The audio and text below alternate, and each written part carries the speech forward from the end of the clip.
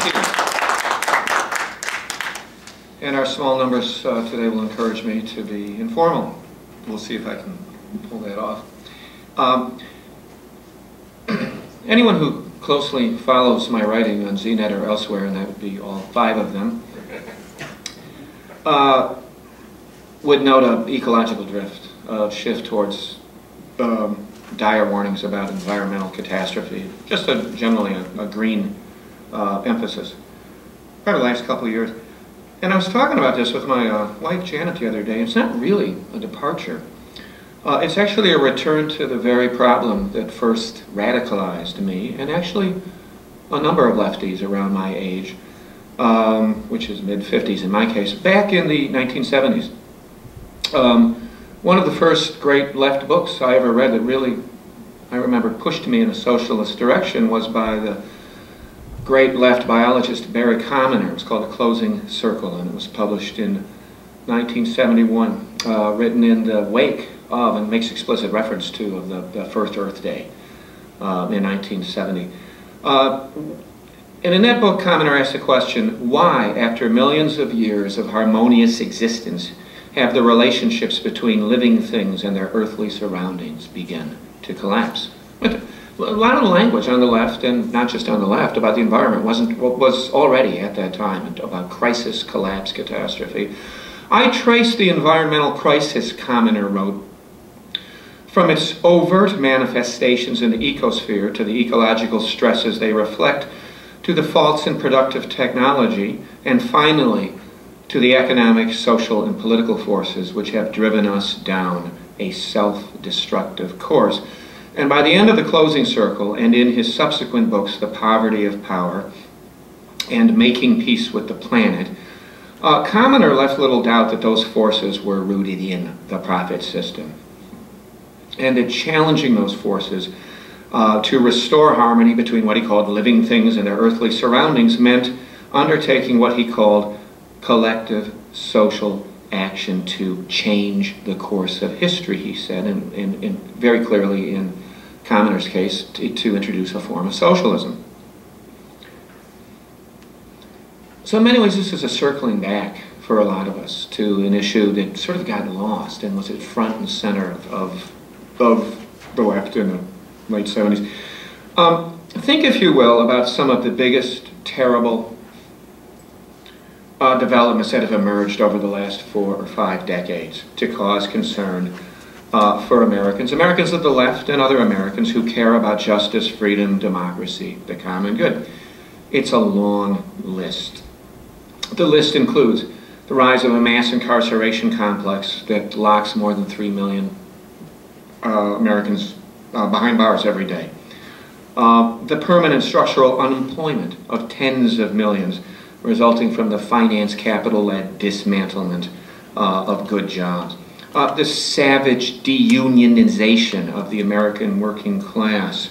The insidious expansion of working hours. The stagnation and decline of wages and benefits.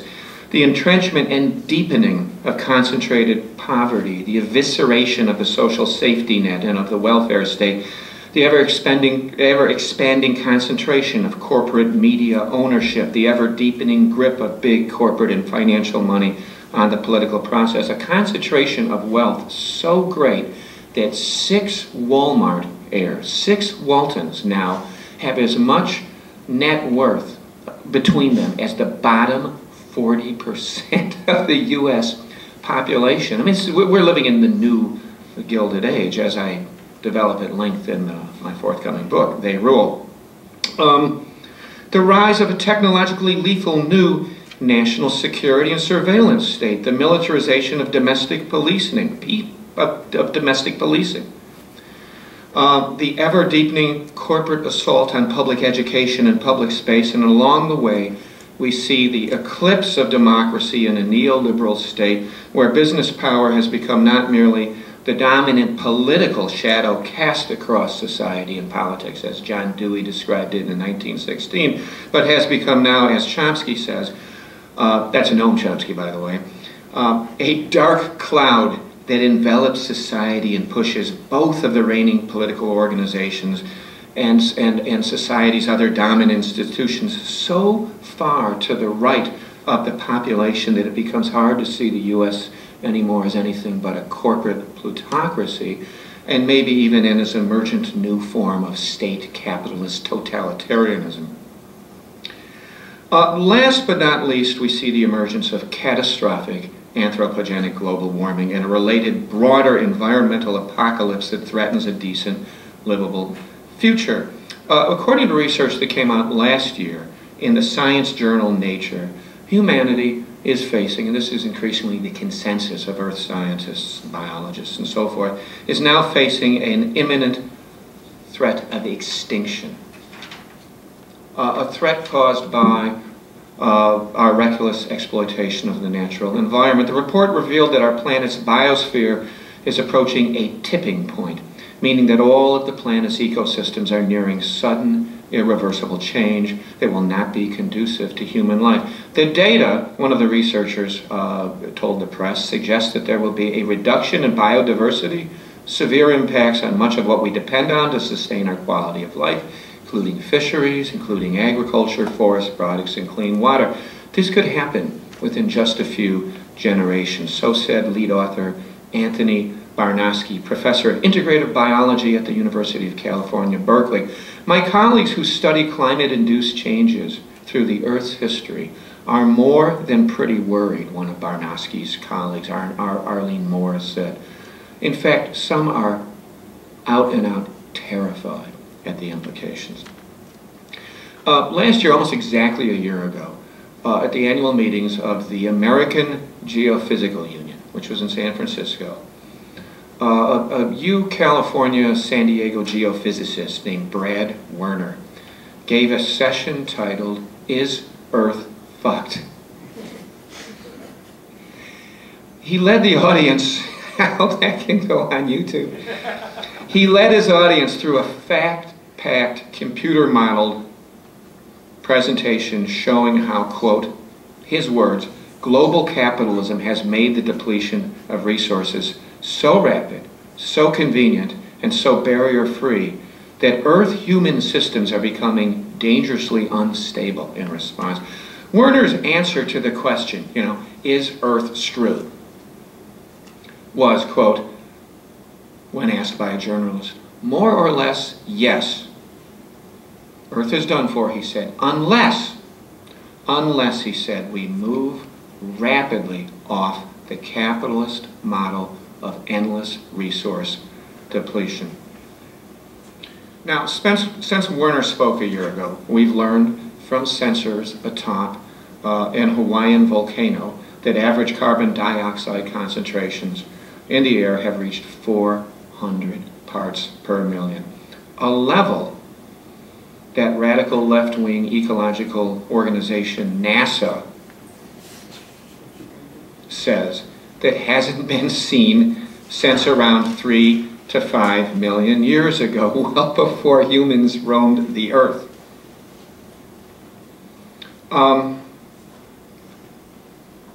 400 parts per million is 50 points above what climate scientists some time ago designated as the measure never to be passed if we want to avoid irreversible damage to life systems. We were at 380 just 5 years ago. Now, since Werner spoke about exactly a year ago, we've learned that during 2012, the Arctic broke several climate records, level of unprecedented warmth that created rapid ice loss. With the Earth the hottest it has been in 11,000 years. NASA, that radical left-wing eco-socialist organization, points out. Potential near-term tipping points include an ice-free Arctic summer, the irreversible melting of the Greenland ice sheet, the rapid thawing, and this is particularly horrifying to Earth scientists, of the permafrost in Alaska and across much of the Arctic North, releasing vast stores of carbon-rich methane. And methane is a much more potent contributor, actually, to climate change and greenhouse gassing than carbon dioxide is.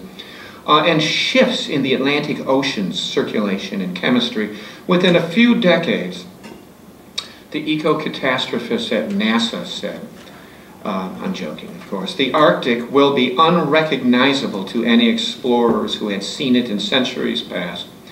Some environmentalists now darkly joke that the North Pole is becoming the North Pool. Speaking of permafrost, there are 1,700 billion metric tons of carbon stashed in Earth's northern permafrost, more than twice the carbon currently in the atmosphere. They are not going to run out of carbon to pour into the air environment prior to the levels that become fatal, not just, by the way, for human beings, but for millions of other sentient beings that we share Earth with. Now, 3 weeks ago, a top Obama administration official announced that his agency is making plans to respond forcefully to the accelerated disappearance of Arctic ice, noting that climate change had, quote, transformed what was once a frozen desert into an evolving navigable ocean. Defense Secretary Chuck Hagel pledged to step up cold weather training for the U.S. military in anticipation that the Pentagon will have to deploy more troops and weapons in a region that's loaded with newly accessible energy resources and where Russia and other countries like that dangerous, aggressive imperialist state Canada are stepping forward to try and claim access to fossil fuels that God and manifest destiny have assigned for us in advance by virtue of the laws of manifest destiny in the Bible. Now, Hagel might want to think about deployments in the southernmost region of the world as well. According to a report that I saw on yahoo.com last week, a giant Singapore-sized iceberg has broken off from Pine Island Glacier in western Antarctica, where large chunks of ice have been breaking off every 5 or 6 years, but none quite as large as the one that has been discovered a couple weeks ago. Now, also since Brad Werner spoke about it exactly a year ago, we've learned that the U.S. has become a net oil exporter for the first time in nearly 2 decades. Projections are that we will boost our domestic oil production to 8.8 million barrels per day next year, and that the U.S. will soon become a net energy exporter. The main source of this heralded new quote-unquote energy independence is, of course, hydraulic fracturing, which uses the doomsday methods of horizontal drilling to extract oil and highly methane-intensive natural gas from wide and shallow North American fields. And it does this by pummeling the underground rocks with massive amounts of toxic chemicals, water, and sand. Besides upping the ante of global warming, the fracking process is a menace of epic proportions to diminishing U.S. water supplies and to U.S. water quality. It is also reputed to be responsible for earthquakes in places like Colorado and western Pennsylvania. And if you Google it up, you can find the famous pictures of the people who light matches to the water running out of their kitchen sinks in fracked regions. According to a recent report on Al Jazeera, extracting gas from one well through fracking takes about 5 million gallons of water. Mixed with chemicals, much of the water ends up contaminated after being used in the fracking process. One well will often need to be fracked up to 18 times, drastically increasing water contamination. And the other day, while I was eating lunch, and I turned on my public TV station, and I watched that unmitigated corporatist dirtbag, Larry Summers, go on the power-worshipping Charlie Rose show to trumpet this new energy independence and the spread of fracking, as a great hidden American accomplishment in the age of Obama. And he did this without so much as a side glance, with even a passing reference to the epic, terrible ecological environmental consequences. Anyway, enough about global warming for now, the facts of it anyway. I'm going through this list that I mentioned before, this horrible, terrible list of things that concern leftists, things that have happened in America: increasing inequality, deunionization, overwork, the assault on the welfare state, the police state. So going through all these things, and including in that global warming. Sort of two observations struck me. I'm struck by two basic observations. The first observation is that every single one of them, including climate change, and I want to get to this in a second about exactly how, are all have a common rooting and grounding in a kind of simultaneous equation system of death and decline, rooted in the perverse and in the authoritarian imperatives of capitalism. Every single one of them can be traced back to capitalism. Which relates to a book I was thinking of doing a couple of years ago, which I may roll out again, called It's the Capitalism Stupid.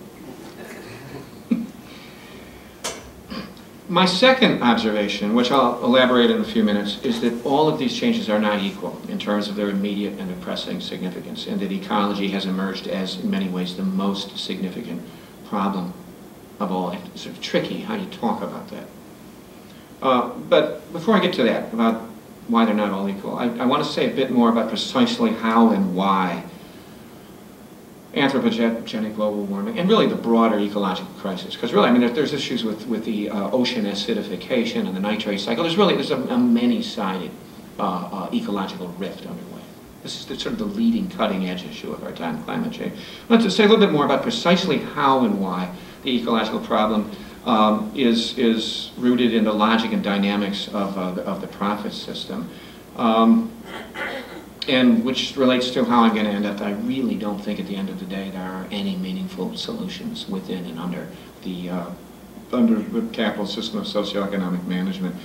I don't have the time to go into the way all the other problems I mentioned are rooted in capitalism. I probably don't have to at an outfit called the Open University of the Left. There's actually many ways that you can connect climate change to capitalism. I've got my big 10. The first one is just deregulation. Capitalism is requiring the neoliberal period deregulation of everything, right? And the environment is no exception, right? They just insist on, in the neoliberal era, being free of any particular kind of government control. And in the case of environment, they want to be free to, and they push for, we'll get to that and how they do that, maximum freedom to externalize as many costs and to extract enormous profits from the natural environment while distributing the costs upon the rest of us without the government having anything to say about it. And that's one sort of profit system 101 in every area, and it applies to deregulation. Second one is subsidies. I don't have the exact dollar figures here, but they're just absolutely through the roof. The neoliberalism sort of plays a game with the state. It says it's anti-government. Actually, it's only against the left hand of the state, anything that would regulate the rich and help the poor. But it still loves to keep intact the parts of the state that imprison and punish poor people and fight wars and distribute wealth upward. And the subsidies to the petrochemical industry and to the nuclear industry are just astonishing. I mean, they run into the hundreds of billions from one year to the next. So that's my second connection. My third one is that money talks. Capitalist system of just enormous, astounding economic inequality, to the point that you can't have a democracy, in part because of all the influence that flows to people with money. And my God, the campaign finance power and the lobbying power of ExxonMobil and BP and the rest of the petrochemical complex is just astonishing. By 2009, the oil industry had 6 lobbyists in Washington for every congressman. Their money is just everywhere. It's distributed across universities. I love to call the so-called public broadcasting system. I do pieces on Z in which I put the P in PBS in quote marks, and depending on what the issue is from one to time, it's the presidential broadcasting system or it's the Pentagon broadcast. I mean, the foreign policy coverage on PBS is just pathetic. Petroleum. Yeah, that's my favorite one. That's the one I do the most. And of course, they're probably their leading corporate sponsor is the petrochemical industry. So, I mean, they leave no bases untouched. They're just absolutely extraordinarily powerful.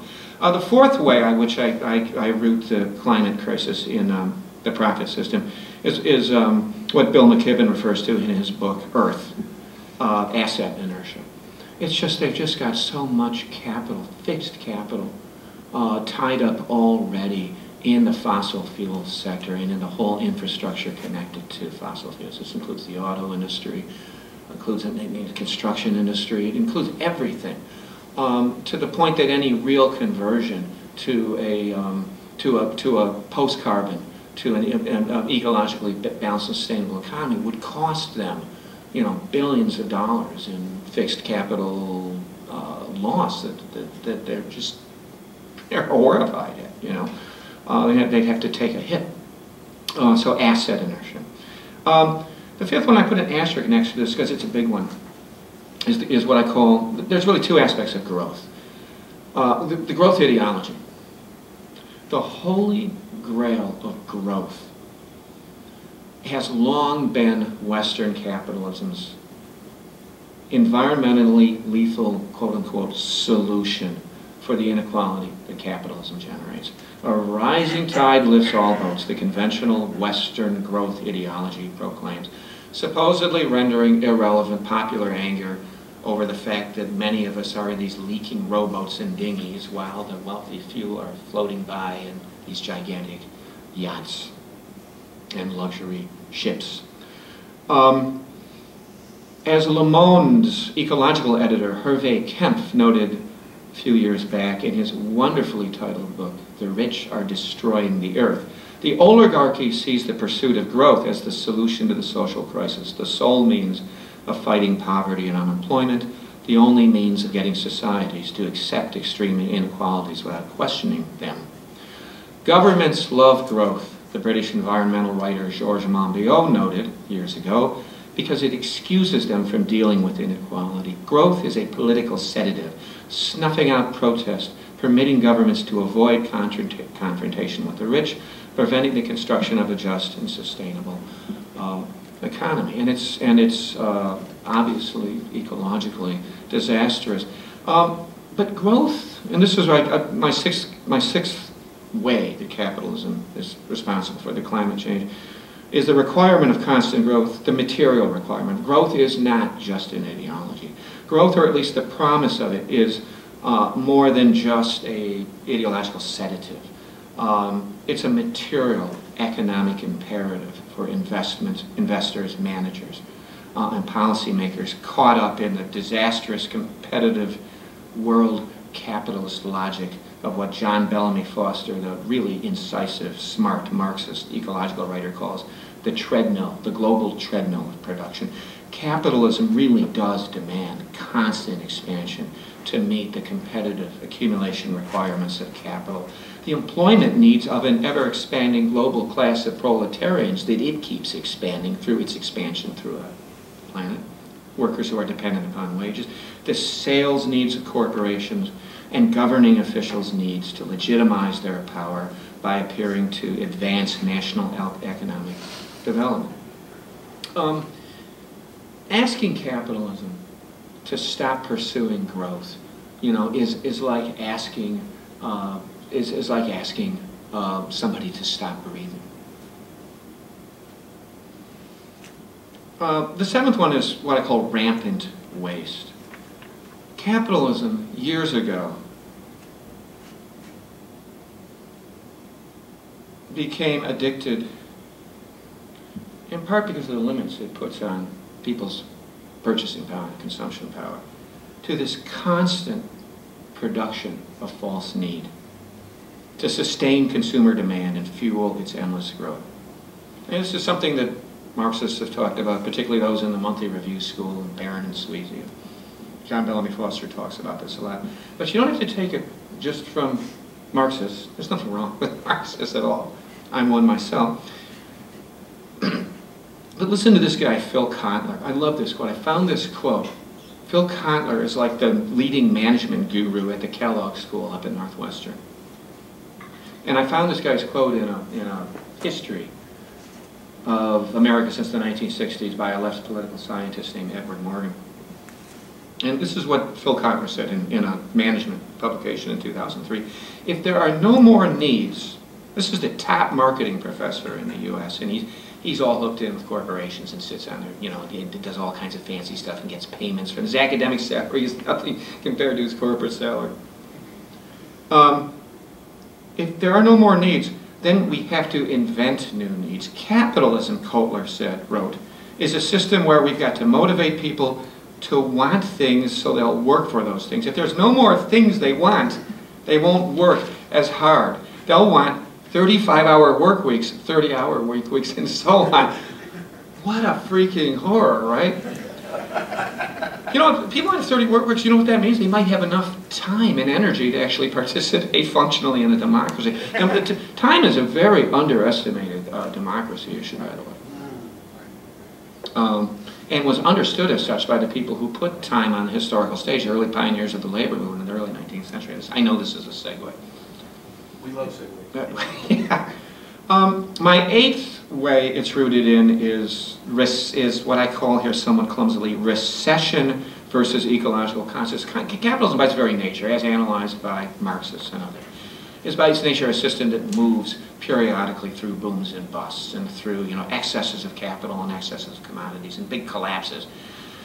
And we often always seem to be in the state of recovery. And right now we're sort of like in the state of this like permanent recovery from really with this sort of this second Great Depression that we're going through. And what those recurrent crises always do, right, increasing the unemployment rate and the joblessness and the marginalization of most of the population, is really sort of create and spread this narrative that this is not the time to be doing anything that might limit growth. And so I was really struck in this recent Al Jazeera report that I read, because it was talking about fracking and how terrible fracking is. And it had this line in there, and it says, there is near universal consensus among scientists and policymakers that these new resources, all this goddamn methane and oil and natural gas that's basically underneath some of our homes, you know, in western Pennsylvania and Iowa and North Dakota and Colorado.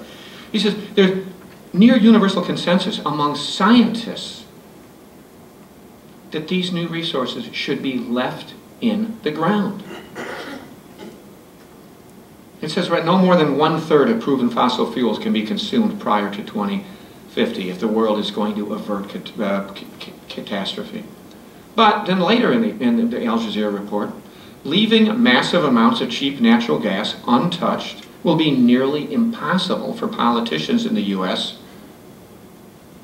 Who are keen to jumpstart recession-battered economies and end dependence on foreign energy sources. And I did notice, speaking of this connection between downward cycles and the business cycle and economic crisis, the incredible demotion in public opinion polls that climate an issue had, how far it went down from where it was in 2007 and 2008. I remember before the recession was completely in, and I was in Iowa in the primary season in 2007, and boy, those polls were telling those presidential candidates, Edwards, Obama, Hillary, they were talking a whole bunch about climate in the summer of 2007.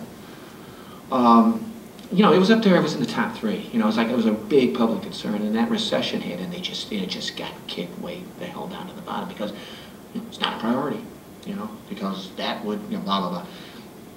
Anyway, I think I've made my point. My ninth one is what I call short horizons, time horizons. Capitalism is just incapable, so is our political system, by the way, too, you know, of thinking in anything remotely like the time cycle that we need to think of to fundamentally change our political economy and move it in a sustainable direction. I mean, that would mean planning. That would mean pulling the best and the brightest minds together and doing an inventory of resources, of a whole national economy, and in fact, of a whole global economy, and planning out 5 years, 10 years, 15 years for a full-on restructuring. And that's just not how capital thinks. It's just not how capitalism thinks. Quarterly earnings statements, you know, at the most with a corporate restructuring, there's reference to a 5-year plan, just at the level of the firm, you know, an individual unit. And then the political class can't think beyond the election cycle, which in the House of Representatives is 2 years, and at the presidential level is 4 years, and then all the way down the line. And the 10th way is what I call mutually insured inaction. The world systems people, the late Giovanni Righi, Emmanuel Orsini, still alive, Terence Hopkins, the rest of those people, talk about capitalism in ways that I've often found kind of problematic, but one thing I've always sort of found useful about them was the reference to the world capital system as one single united global market in many ways. One global capitalist economy and hundreds of different little states. And then particularly at the level of the rich states, a handful of great imperial states competing with one another for slicing and dicing and market share and raw materials and profits and so forth. And every time we try to have, you know, these things that just devolve into jokes, you know, Copenhagen, what was the other one? The one in Africa, the recent one in Warsaw barely even merited attention this any time. And Copenhagen was the big one, the one that Obama almost single-handedly undermined.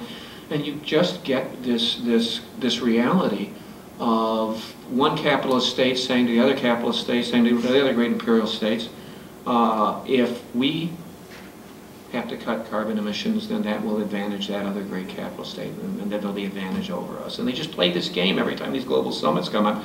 So this division of the world capitalist system into a number of different states becomes very problematic and makes it very, very difficult. I do consider that an aspect of what we would call the world capitalist system. Let's just say about 1600 is this division of the world into many different states. So anyway, that was too long, but those are the 10 big ways. There's more. There's more things you could talk about in that regard, about how the environmental problems rooted in the profit system.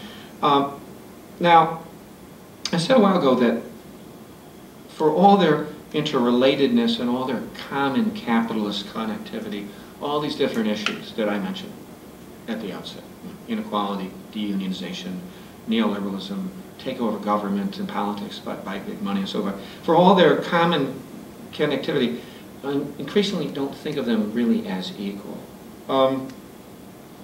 The Marxist philosopher John Sonnenbaum-Matzer is an interesting guy. In an email to me, he made reference to the ecological crisis as the #1 issue of our or any time. It really struck me to the point that I sort of printed that off and pasted it up on the bulletin board. Or any time, you know, think about that. The biggest issue of our or any time, writing about climate change in particular, Bill McKibben says that global warming is, quote, this is a quote, the biggest thing that has ever happened in human history. Now, you know, I don't know if McKibben's right about that, because it's a tricky statement. Say a lot of interesting things about that. But I do have a strong sense that it's our most urgent and important problem at this particular moment in history for a simple reason. And I think Chomsky said it pretty nicely in a widely read essay in the wake of Occupy, where he wrote that if the environmental catastrophe isn't averted in a generation or two, everything else that we on the left are talking about won't matter. I mean, I don't know if I completely agree with that either, but it's an interesting statement. Everything else we're talking about won't matter. And, you know, I've always said, and don't get me wrong in this regard, by the way, because I don't think you have to choose between being a red and a green. In fact, that's why when I was looking for folders, you know, I was scrounging around my den, and I had to come here because I always put my presentation in a folder. I had a green folder, and I said, you know what I'll do is I'll put my thing in a red folder inside a green folder. This is basically my the demand for green transformational change is in fact a transitional demand under capitalism, which will not be resolved without red change. But I've always sort of jokingly said that, you know, if you held a gun to my head and I absolutely had to decide between being a socialist or being an environmentalist, I'd go with the latter, with the environmentalist. Because who wants to turn the world upside down only to find that it's irredeemably riddled, you know, with disease and decay? What good is it to inherit a poisoned earth from the bourgeoisie? What's the point of more equally sharing out the poison pie? I mean, the rub there is that you don't have to choose between bringing a green and red, because I don't think you really can meaningfully anymore be a transformative green without being a red. But anyway, Chomsky's comment, then everything else won't matter. I don't think there's any other issue area that you can really quite seriously say what Chomsky says about the environment. I'm not 100% sure. Sometimes I think maybe you could say that about democracy. I mean, but try it. If the inequality crisis isn't solved in a generation or two, then everything else we're talking about won't matter. I don't know if that's true. If the wage and job crisis isn't solved in a generation or two, then everything else we're talking about won't matter. If racism isn't solved in the next generation, if sexism isn't solved, if the healthcare crisis isn't solved in the next generation, then everything else we want everything else we're talking about won't matter. You know, and I think there's something else about the environmental that Chomsky doesn't quite tease out in that quote that makes his point accurate to a significant degree and that sets global warming apart from other issue areas. And that's that with climate change, unlike, say, healthcare or, say, the minimum wage, there's no room anymore for that sort of so-called pragmatic incremental change and reformist gradualism, you know, that has always been the hallmark of liberals and social democrats, and sort of second international type of socialism, the Bernstein mode. McKibben says something in his best-selling, I have problems with McKibben, but he's a very sharp environmental writer. He says something very interesting in his book, Earth. It's the one where because he's trying to say that the Earth has been fundamentally changed by humanity, so he puts an extra A, you know, in the word, so it's Earth, E-A-A-R. He says economic policy and healthcare are examples of the sort of liberal, let's not make the perfect, how many times have we heard Barack Obama say, let's not make the perfect the enemy of the good? The perfect examples of the let's not make the perfect the enemy of the good politics that presidential candidates and President Obama claim to espouse. They are examples of what McKibben calls normal politics. Under normal politics, what McKibben calls normal politics, progressives split the difference between positions, make incremental change, and come back in a few years to do some more. You know, and it doesn't get impossibly harder in the meantime. People will suffer for lack of health care, but their suffering won't make future change impossible. You know, global warming is different, it seems. Because McKibben's sharp this way. He says it's a negotiation between human beings on one hand and physics and chemistry on the other, which he says is a tough negotiation because physics and chemistry don't negotiate. They've already laid out their non-negotiable bottom line. Above 350 parts per million carbon in the atmosphere, the planet doesn't work. And among other things, the lungs of the planet, the Amazonian rainforest, sort of burn out. And the methane gets released from the permafrost. And the tipping points occur. McKibben concludes, the good and the essential and the perfect and the adequate are all about the same. I would put McKibben's point a little bit differently. Global warming takes us beyond letter grades and takes us into pass-fail territory. There's an interesting Marxist writer named Ricardo Levins Morales who a while ago wrote an essay in which he said that the one's cautious, one small step at a time approach to change loses credibility when the existing order is imposing imminent radical threats to survival. If the road we are on leads to a precipice, Levins Morales wrote, then a shift in orientation is overdue. If we envision ourselves advancing across an expanse of open field, you know, then we can measure our progress in terms of, you know, yardage gained, right? You know, 3 yards, you know, second and 7, you know, 5 yards. And be satisfied that we're at least moving in the right direction. You know, that's what Obama would claim about the Affordable Care Act. If instead a chasm has opened up, which we must leap across to survive, then the difference between getting 20% versus 40% of the way becomes meaningless. If it means we have transitioned from a system of political letter grades to one of pass-fail, we either make the leap or we don't. Which is an interesting metaphor and raises the question, well, how the hell do we make the leap? What, to quote Lenin, is to be done? And as I come closer to concluding, I want to confront some rather disappointing musings on the part of this guy who's increasingly been in my crosshairs at ZNet named Paul Krugman, maybe the nation's leading liberal economist. And Krugman has over the years half-jokingly proposed an interesting idea for pulling the U.S. economy out of stagnation. He says, we need to prepare for an alien invasion. He said this a few times, and it's all part of his frustration with the Tea Party and the right and all that we can't spend on anything, and we can't spend money because we're so handicapped by the deficit. And this is a quote from Krugman. If you actually took a look at what took us out of the Great Depression, Krugman told MSNBC a few years ago, it was Europe's entry into World War II and the U.S. buildup that began in advance, which is historically accurate. It's the World War II ended the Great Depression. So if we could get something, Krugman said, that could cause the government to say, oh, never mind these budget things, let's just spend and do a bunch of stuff. That's what Krugman said we need. He says, my fake threat from space aliens is the other route, Krugman has said before, laughing crowds. I've been proposing that.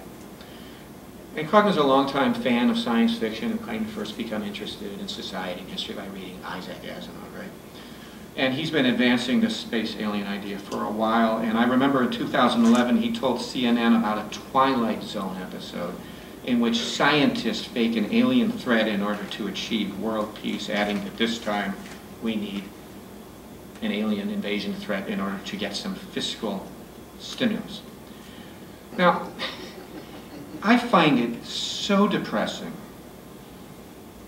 that someone as smart as Krugman, who, by the way, back in '09, I remember this column in the New York Times said that if we had any rational politics, fixing climate change would be the top priority in Washington. He said that. I find it depressing that Krugman would concoct this half-humorous, futuristic imagery of an alien space invasion to make the case for replicating the government stimulus that World War II military spending provided to end the Great Depression. Human-made, home-based existential threats to survival seem sufficient to the stimulatory task.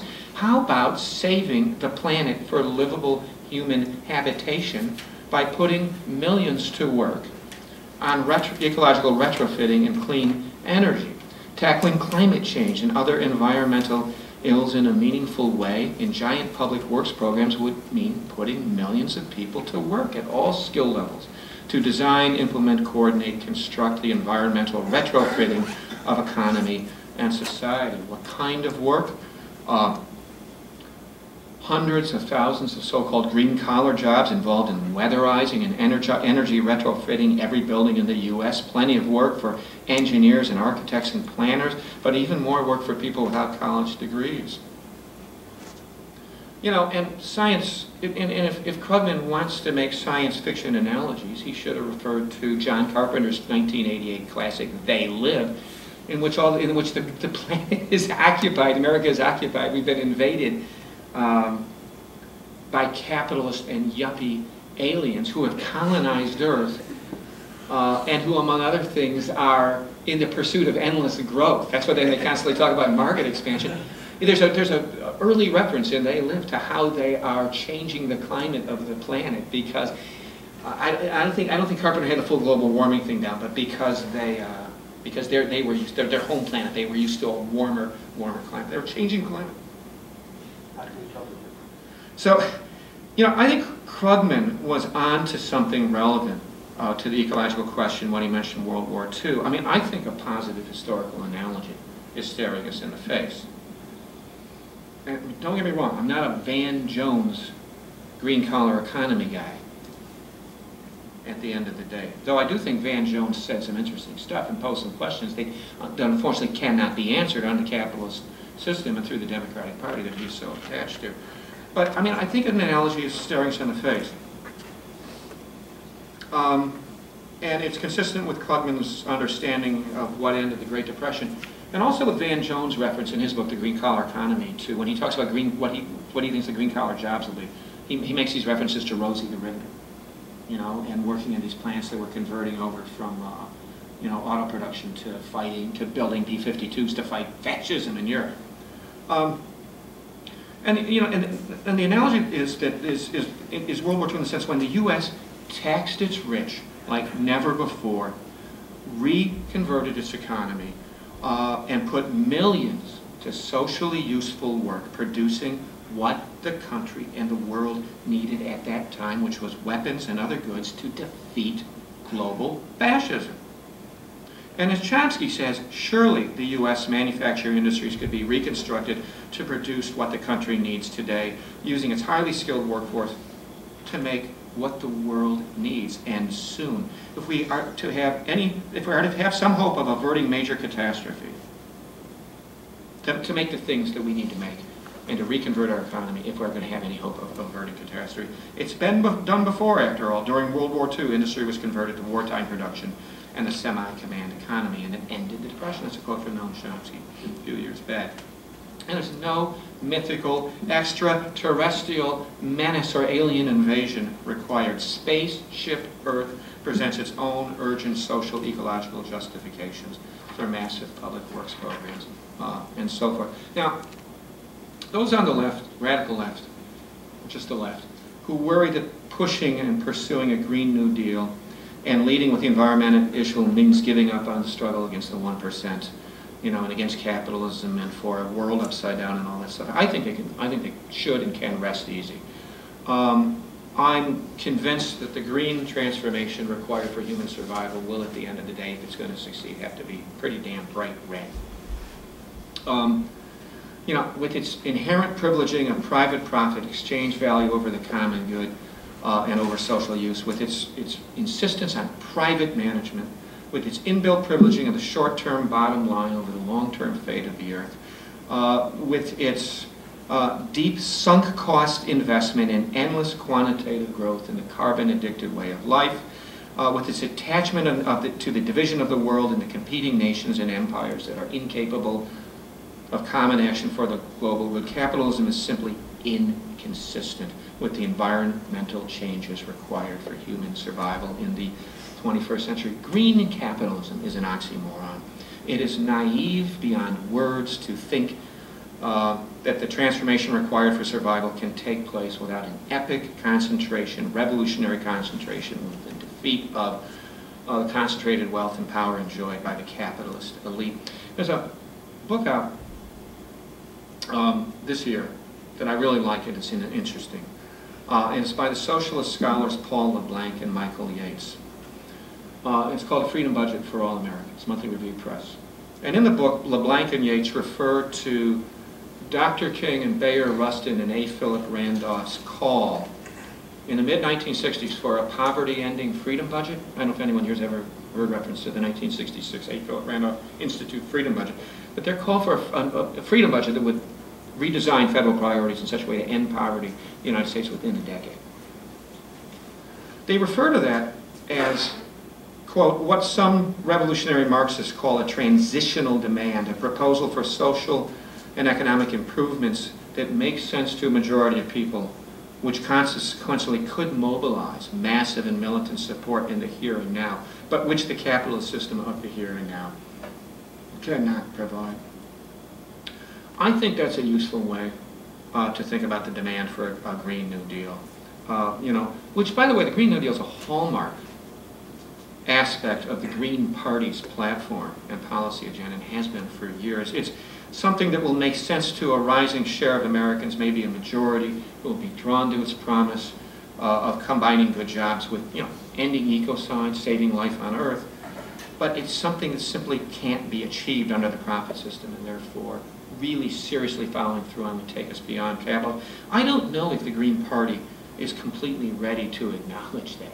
You know, I know Green Party people, and it's sort of, some of them have sort of something to stick up their rear about the word socialism, but they're not going to get a Green New Deal under capitalism that really matters, that really solves the problem.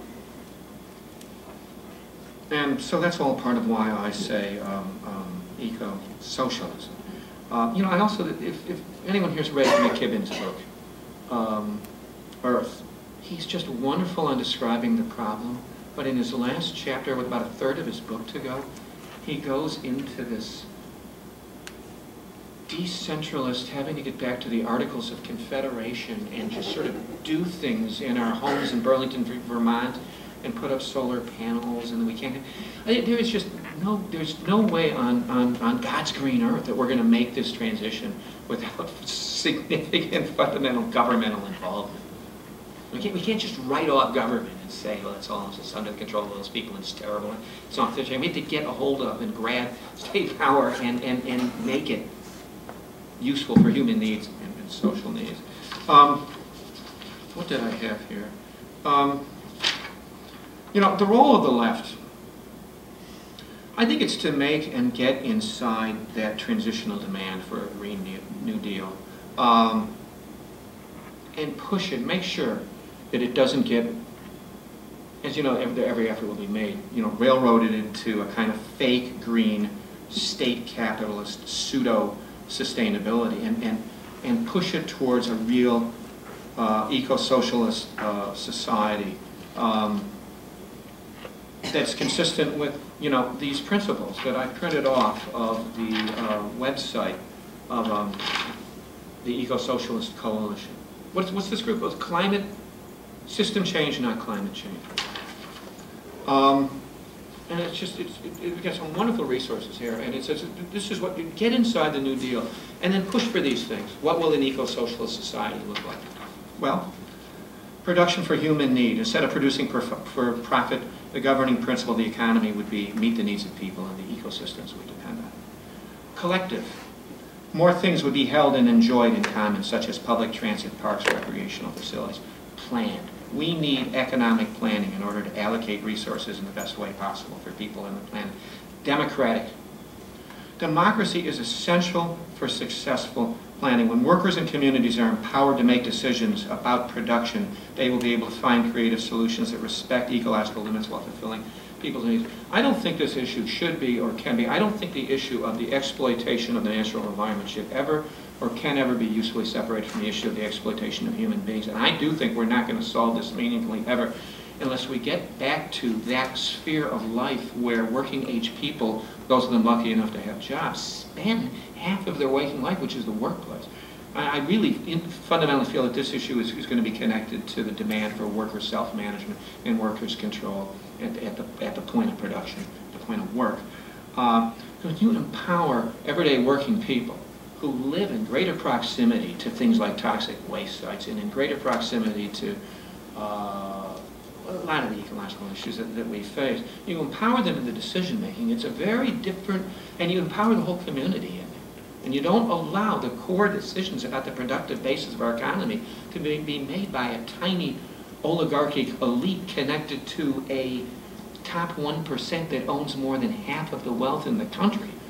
And many of whose people are convinced that they're going to be able to buy their way out of and buy their children out of the environmental collapse that they are creating for the rest of us. When those decisions are, when you have real working class and popular and community-based involvement in the decision-making process of what we produce and why we produce and what we make, it's all going to be a whole different set of ecological calculations. It's socialism or barbarism, Rosa Luxemburg once wrote. It's socialism or barbarism if we're lucky.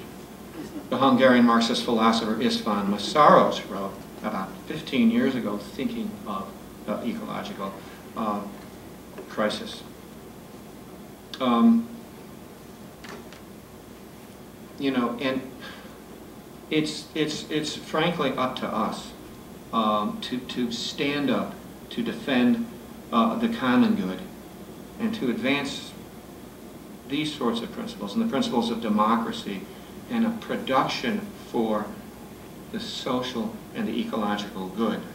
And if we don't, we're going to consign humanity to an ever more wretched and nasty future. You know, I hear all this stuff about extinction. I don't know enough about it. It sounds outlandish to me. You know, of course, it's a scientific experiment we've never run. But at the very least, a sort of a reversion in many ways to how Thomas Hobbes once described the nature of primitive life, right? Nasty, short, brutish, and short.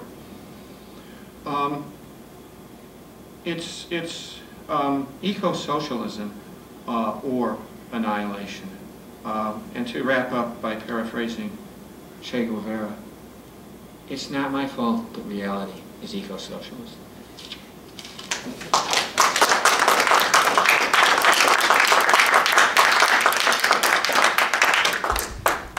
What Guevara had said, it's not my fault that reality is Marxist.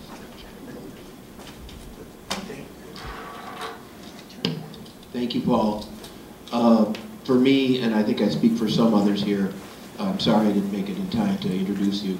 For us superannuated political types. For us superannuated political type nerds, it's always a party when you're here, because this is our kind of party. Yeah. So I actually wish I had something to add or a question, but of course I have neither.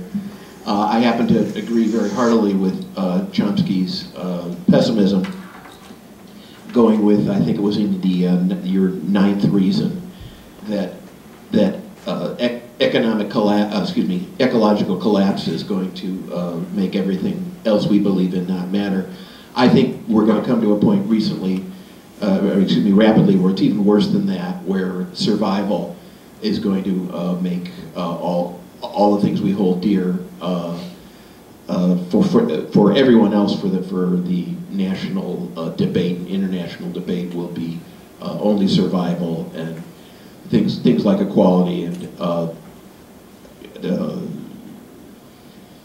changing the economy to where those who do the production have the most influence.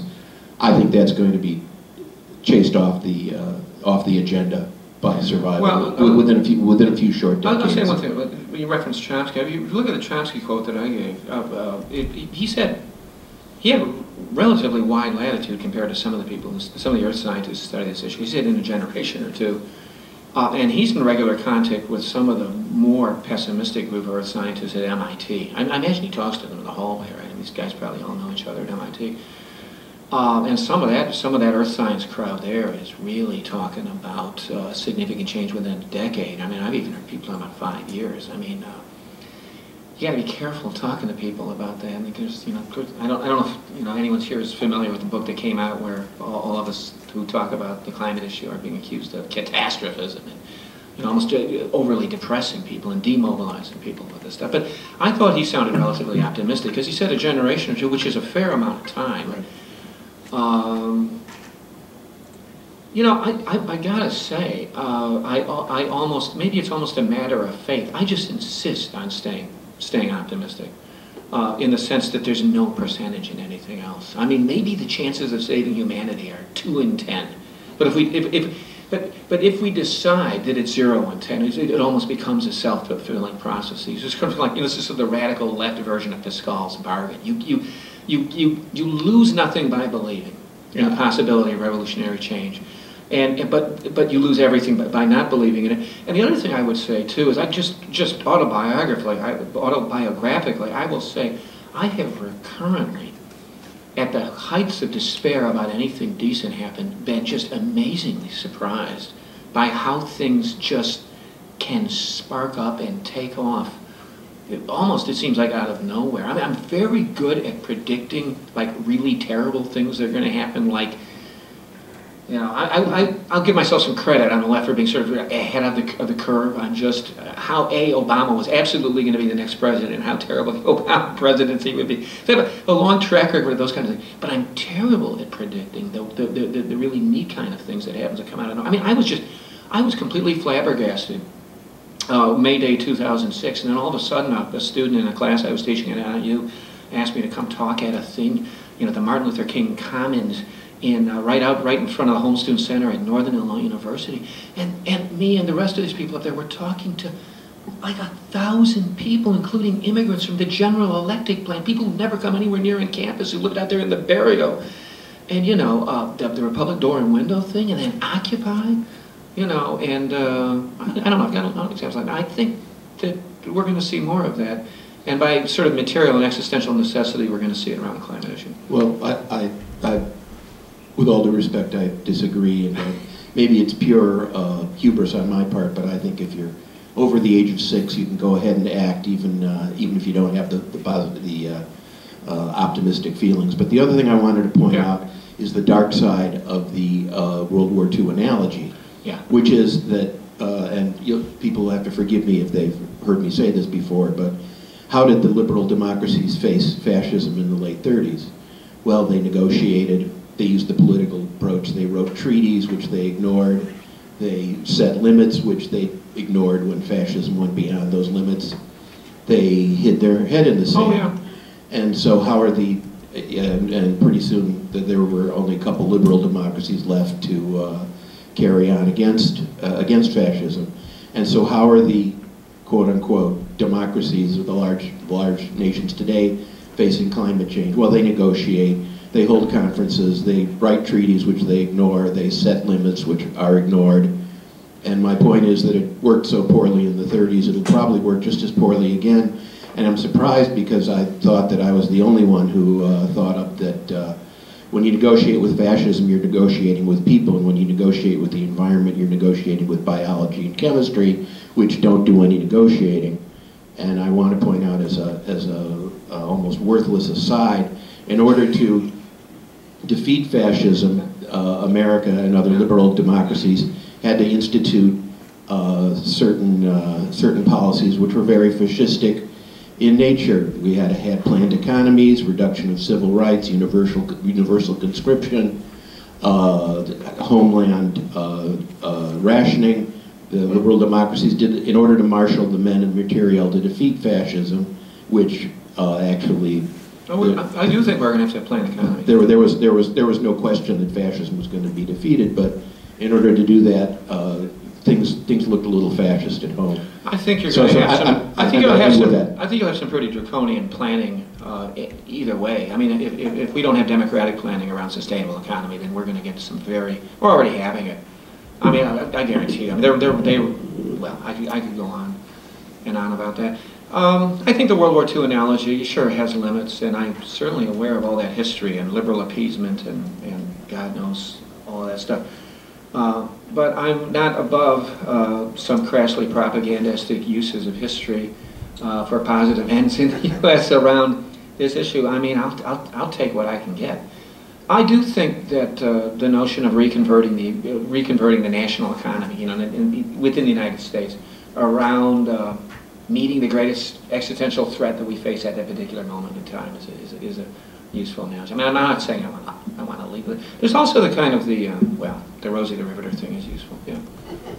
Paul, that was a great talk. I appreciated when you began by saying that for some of us, this is a return to what made us political or radicals in the first place, because that's really true of me, because the first movement that I was sort of inspired by and got involved in was the anti-nuclear power movement in the late 1970s, which, you know, began around in my part of the country, which was New England. It was around the Seabrook nuclear power plant, and then it was about the whole question of how safe nuclear power was. I read The Closing Circle by Barry Commoner. I thought it was a great book then. It's a bit dated, but people should still read it because it's one of the classics, like with Silent Spring. People should read all the literature that has been generated by the great writers of the movement, because that helped bring it to a larger audience. I remember when Commoner spoke, I believe it was in Cambridge, it was a long time ago, and when he was asked why did he think nuclear power in particular was so dangerous, he just said, well, it's a kind of dangerous way to boil water. And once you kind of got that image in your head, yeah, that's right, it's kind of a dangerous way to boil water, then you kind of go, well, why are we doing this? And of course, I think we were proved right time and time again by particularly the nuclear power a danger, and of course the events in Fukushima have reconfirmed it once again, and the ongoing crisis in Fukushima. I think that, you know, when you talk, the one thing about the environmental crisis, the ecological crisis, however you want to phrase it, is that I think it has changed political consciousness. I think Hurricane Katrina and destruction of New Orleans, and then Hurricane Sandy's wrecking of New York City, I think have made a permanent change on how tens of millions of people in this country think about these issues. And you can actually have a discussion, a very rational discussion, with lots of people about we have to reorganize society in order for humanity to have a future in a way that before those events, that would have been seen as eccentric or an interesting debating point, but not something that people would necessarily either find to be a serious proposition or feel the urge to actually engage in a discussion like that. See, I think that when we talk about what type of movement we've got to build, I would just stay away from war analogies, only because we've had too many wars analogies. And whether it's the war on drugs, they're all bad. They're all from the other side. It's all about wars on us, right?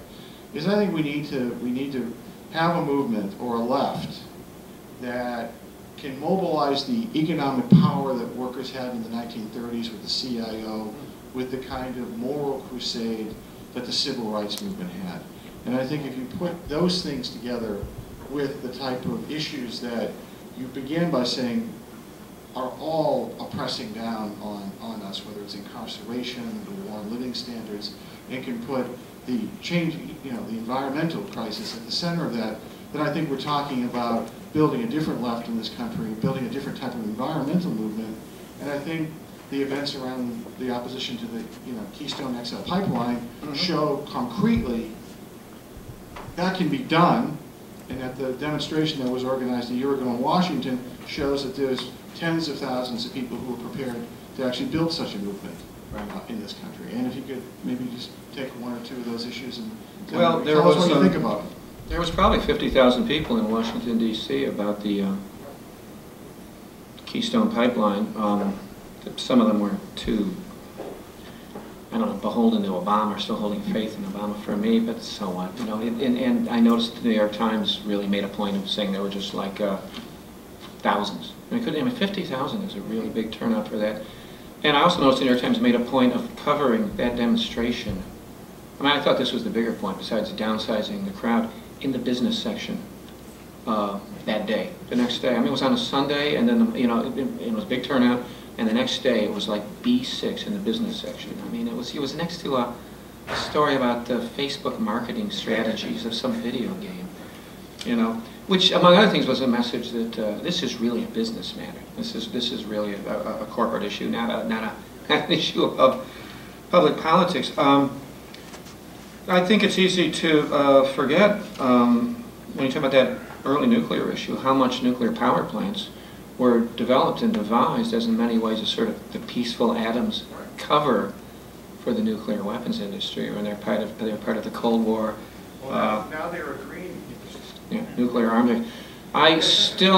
There was one of the perverse aspects of the discovery of climate change was a mini revival of plans for the nuclear industry. And I get emails when I do pieces on ZNet from people who insist that they're on the left, including one particularly vocal physicist from Urbana-Champaign, who's a friend of mine, who just are absolutely, convinced that this is the way to go, despite cost overruns that just make them unprofitable, despite the connection to nuclear proliferation. I mean, but of all, despite the monumental, insane level of risk involved with boiling water that way. If there's anything good about Fukushima, it was a re-upping of that awareness and that consciousness. One of the problems talking about climate change as an issue is people don't see it. It's almost kind of invisible. And of course, it sort of gets normalized in the evening weather reports too.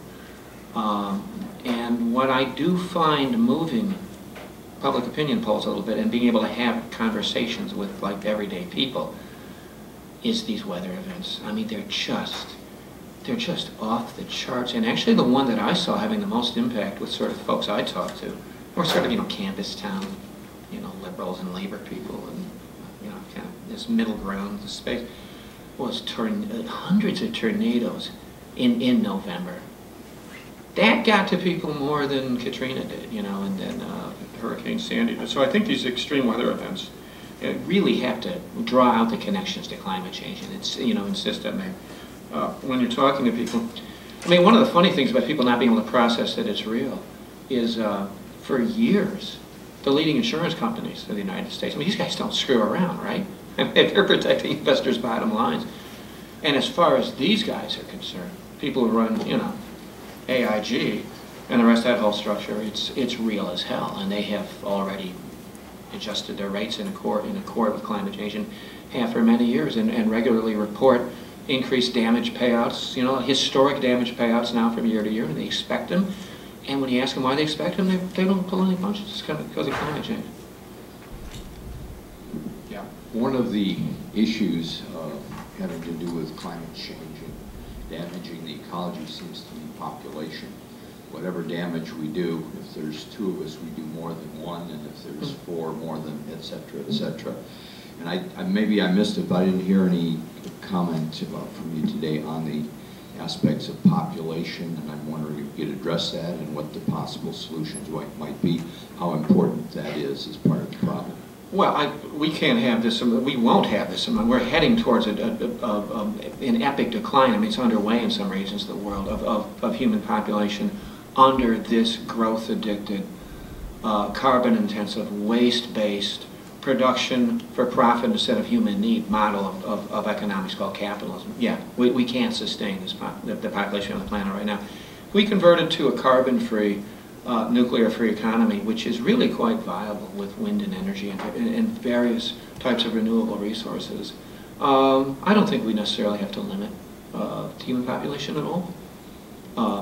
At this point, it's the resource utilization model that we're on right now.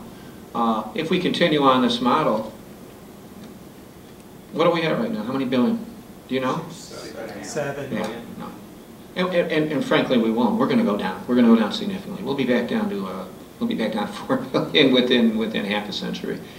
I mean, I mean, this stuff in many ways is an issue of sheer human survival for millions around the world.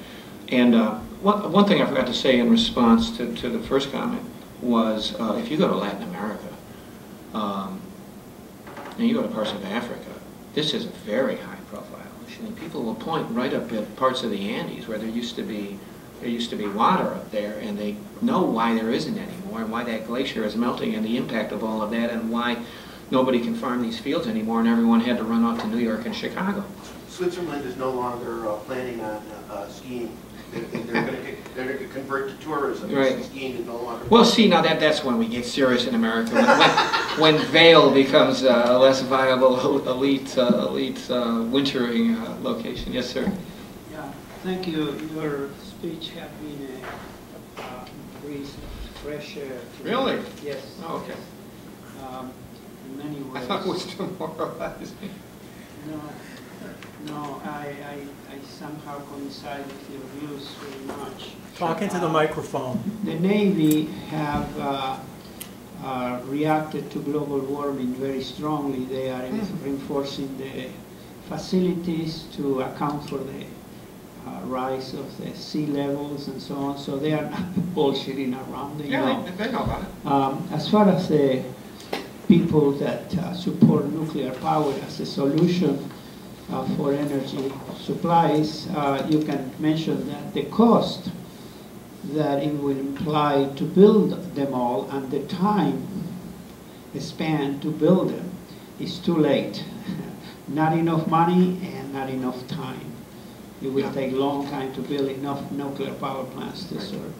Besides that... Isn't Japan shutting down its nuclear industry essentially? Yeah, well, no, they restarted. No? Anyway, that's... Yeah, they did restart some. But in any case, that the availability of high-grade uranium is also a question, because the proportion of uranium-235 to 238 is, it has to be at a certain level, 0.7%. If it's less than that, then it becomes really not effective. You need a lot of energy to enrich it to use utilization in the nuclear power plants. As far as to the nuclear bombs and so on, I also was involved here with the early anti-nuclear movement, and it's sad to say that we were not able to eliminate all the nuclear bombs that we have, and the ones that we build, and probably we are building more. However, I wanted to find out what your opinion is about President Obama. In my opinion, I think he will go to history as the worst president ever in this country. At the moment that we need the most, the money to do renewables and efficiency and all that, he allocated $55 billion to build more nuclear power plants. And then Summers in his cabinet. I mean, how this guy will go into history? He's a scholar on the Constitution, and he's really running shot over every of the democratic principles. And so anyway, that I would like your opinion on that, on the president we have now. Well, you know, I don't know how to assess the awfulness of presidents. Obama, to me, sometimes really takes the cake when it comes to disingenuousness. There's this psychological abuse involved in pretending to be green when you're signing off on offshore drilling, when you're advancing fracturing like no one before, like you're saying you're involved because basically you're an Illinois politician who had a strong connection historically to Exelon, to ComEd, and the nuclear industry, and to General Dynamics, and all of that, and you're advancing that. And the thing about him is he's pretending to be doing otherwise. He's pretending to be green. I mean, he gave this speech last week to the Center for American Progress, in which he talked about deepening inequality in America. He's been doing this for a while, but this was his biggest inequality speech today, which he referred to deepening inequality as a defining issue of our time, and he was going to commit the remainder of his administration to ending inequality,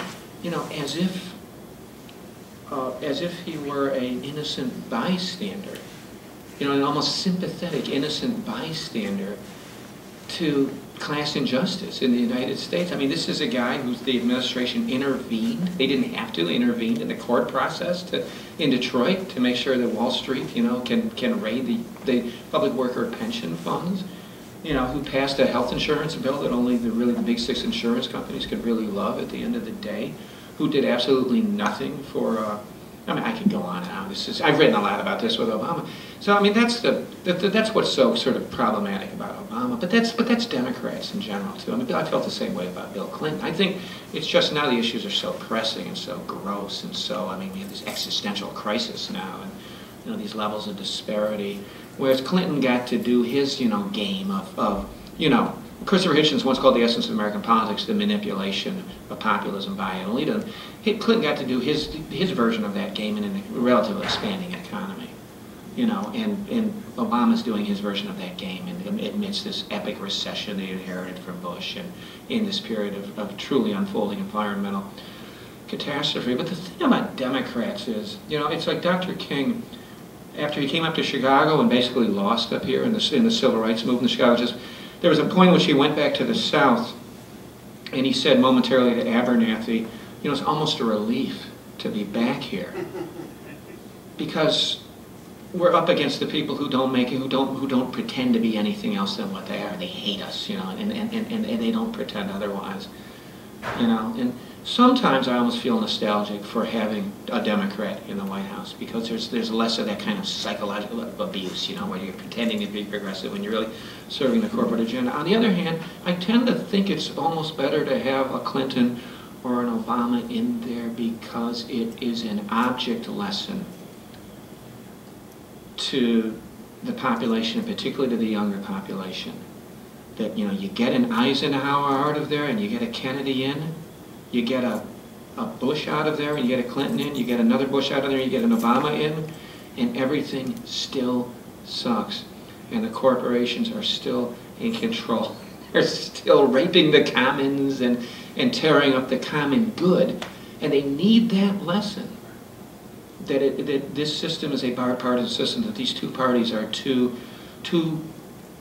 birds, two wings of the same bird of prey, as Upton Sinclair used to talk about the Democratic and Republican Party. And there's this, it's if you had John McCain, if he'd won in 2008, I don't know if you would have had Occupy. You would have had a big get out the vote for Barack Obama in 2012 campaign instead. You know what I'm saying? So it's almost educationally useful to have them in. On the other hand, I'm starting to think we've learned the lessons enough now. I'm almost, We're being taught good enough. Yeah, we got it. It's registered. But, you know, I have heard this. They're the millennials, and I think we have some people in the is anyone here in the 18 to 29 year old, maybe, I don't know, category. You know, millennials are polling left. I mean, it's interesting. There's this Rasmussen Reports poll, and there's this Pew Center poll in which socialism got a more favorable response than whatever. You know, they don't quite define socialism, you know, like workers' control of production. But anyway, socialism still, it's a big deal in McCarthyite America. Socialism outpolling capitalism in terms of favorability ratings, and among millennials. And I think part of it has to do with their generation's experience of capitalism. The Great Recession is just a disaster. I mean, huge student debt, no jobs, bad jobs, multiple jobs, fractured families, environmental catastrophe, deepening police state authoritarianism. That's their experience. And I think also, too, that, you know, having all this stuff happen under the Democrats' hope and change, you know, quote-unquote progressive Democrat, has been somewhat instructive in that regard, that it's really not, just as Howard Zinn used to say, it's not about who's sitting in the White House. It's about who's sitting in the streets, you know. I mean, it's not about politicians. It's not about what Chomsky calls the quadrennial electoral extravaganza and all the drama that's associated with that every 4 years. And they point out that that's politics. That's the only politics that matters. And, you know, I think that's part of what happened to Occupy. I think we got a bunch of kids who kind of know, screw that. I'm sorry, you were up there all this time. That's fine. I've been ranting. We do that at our house too. That's why it's so hardy. So I really appreciate your comments. Thank you. And I agree with almost everything you said, except the terms of sustainability with the current population. Okay. We heard E.O. Wilson speak, and he said that it would take something like 7 Earths to maintain our current population. I don't know, 5 Earths, something a lot more than we have, just to maintain the current population of the Earth at a reasonable level for everyone. Yeah. So I'm not sure what sustainable means in terms of population, but a whole hell of a lot less than we have now. Well, I do think stable societies tend to want to have declining birth rates. I mean, yeah. I mean, and you know, and I've spoken to Native American activists who have been quite vituperative about the size of the white population that came over and populated North America. This is one of Ward Churchill's point. I mean, it's just your idea of a viable society is just too many people. I mean, but I mean, it's an age-old conundrum or debate on the left, and this goes back to Malthus and Marx. And you know, the issue, is it about redistribution of wealth, or is it about you know, just numbers of people? I mean, what's the solution to there being too many people? I suspect that solution of depopulation is sort of in the works already. I really think you're going to see. Well, I mean, you know, one kind of dark and apocalyptic analogy the environmentalists like to make sometimes about global warming is that it's kind of a fever that the planet is having to sort of burn off, you know, this disease that inhabits it called Homo sapiens. I mean, there will be significant, unpleasant, you know, population declines that aren't about, you know, that aren't about, you know, best practices, family planning, birth control, you know, socialist, you know, distribution of birth control, contraceptive things. I'm talking about starvation. I'm talking about not enough water. I'm talking about what the drying up of the Amazonian rainforest does to. So, I don't know. You taking off, Joe? Just one thing. Oh, one thing. I do think it's worth saying that when the environmental movement sort of was reborn in the late 60s and early 70s, the book The Population Bomb was very popular. Yeah. And was embraced by one section of the environmental movement and a section of the environmental movement that was extremely reactionary, backward, and racist. And the argument was never about there being too many Swedes or Dutch in the world. It was always about other people. And one of the, I think, beneficial changes to the environmental movement has been moving away from some of its more reactionary policies, anti-immigrant ignoring issues. I mean, the rise of consciousness about environmental racism are very important. Moving away from a lot of the population myth, mumbo jumbo, to actually getting back to what I think is much more important, which is the capitalist root of the destruction of this planet. And nothing is going to change unless we have the power and they don't. And just to clarify a point, that's all.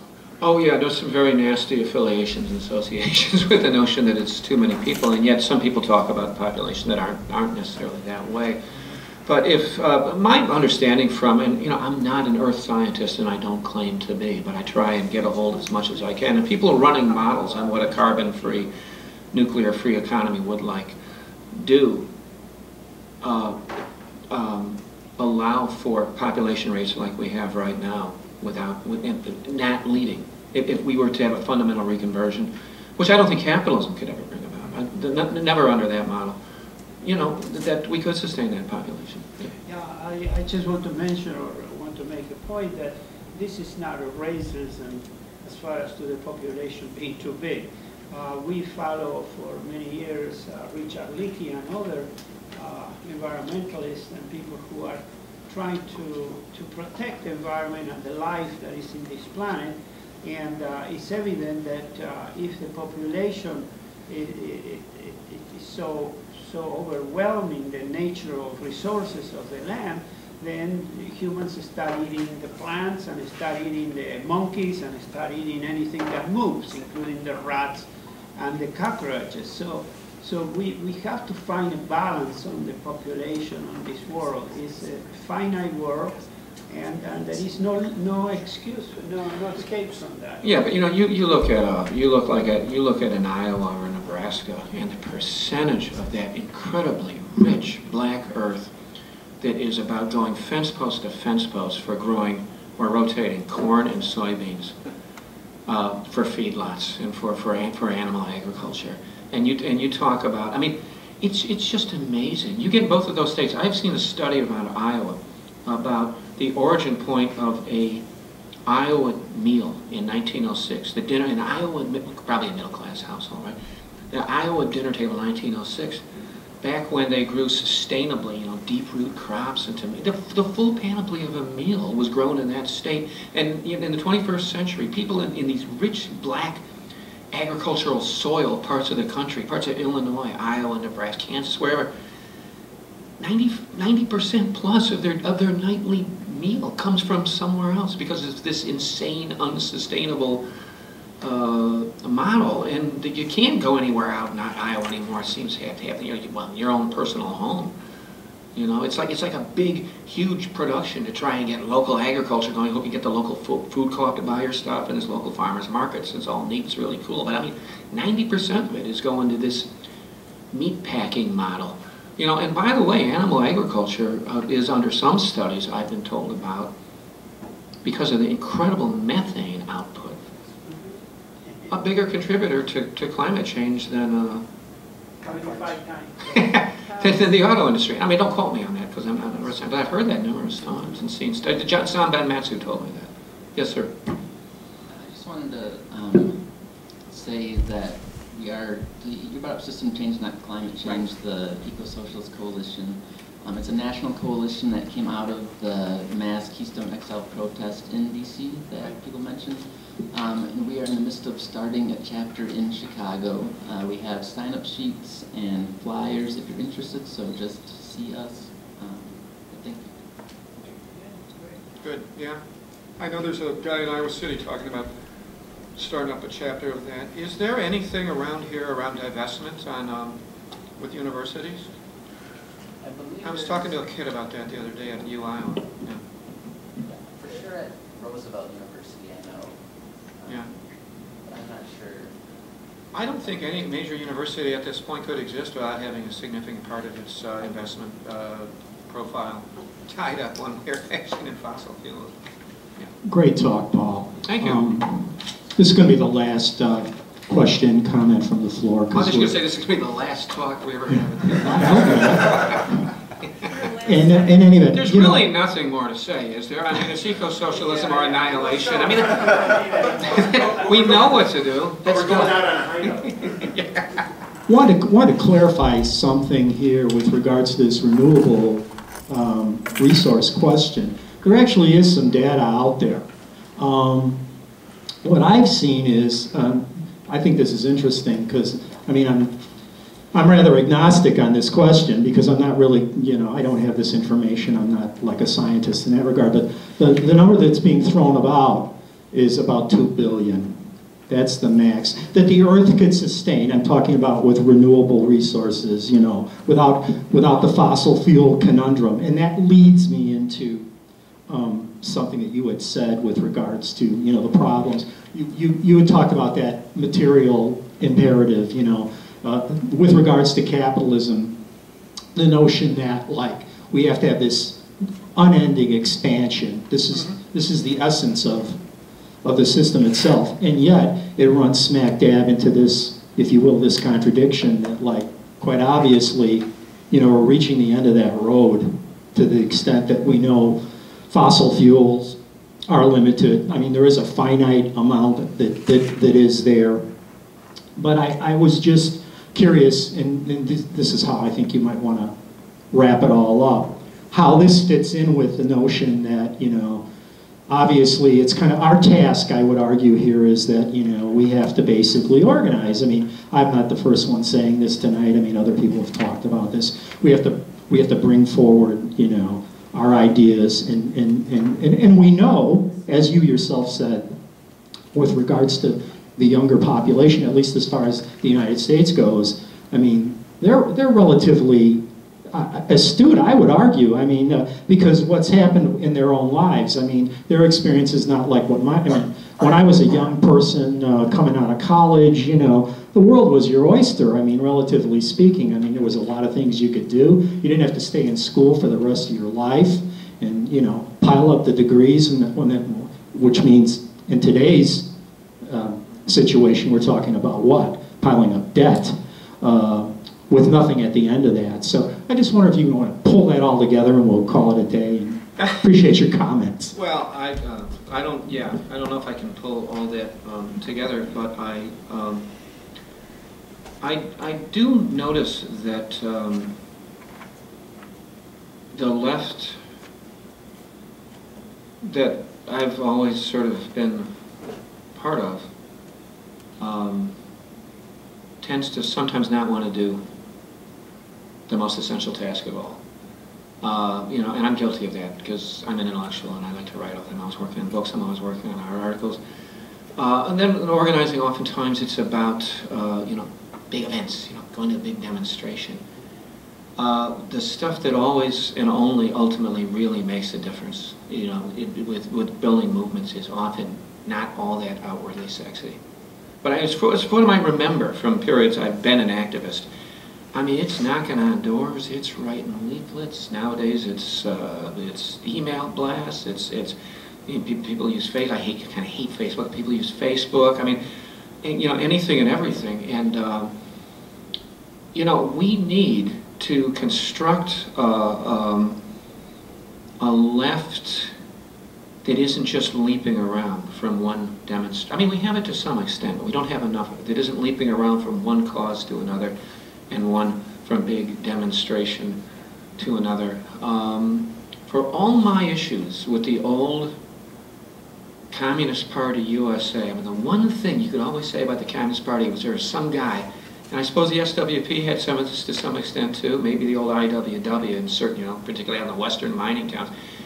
There's got to be a place where there's some, back in the day it was the mimeograph machine, where there's all, you know, it's when some shit hits the fan, like in the early 30s in the ghetto, when the cops would come to evict somebody, and they'd say, "Quick, run and get the Reds." Well, there was someone to run. There actually was someone to run and get and go and do something. There was someone in an office. There was an intact organization, institution. And, you know, I think we have some of that now. And in Chicago, I think you have some of that with a group like the ISO, and you see the role they played in the Chicago Teachers Union. We don't have enough of that around this country, and we have to think more in terms of staying power across and between these big memorable, you know, I couldn't believe May Day happened, or I couldn't believe all the people that came out to help out for Republic Door and Window, or it was almost like a media blast. I was just blown away with remember the Trayvon thing? downtown Iowa City, there were like 500 people there. And the black community of Iowa City, which is hidden out on the east side of town on Broadway, came out in mass. But I've seen these people politically. And then it just disappeared because there's no institutional staying power there. So, this is this really big issue that we have, and I think we're going to have to figure out which institutions come closest to that vision for us, and side up with them and stick with them and really work with them, one way, shape, or fashion, or else it'll all just dissipate. Thank I you don't know if both. that's wrapping it up, but. Yeah.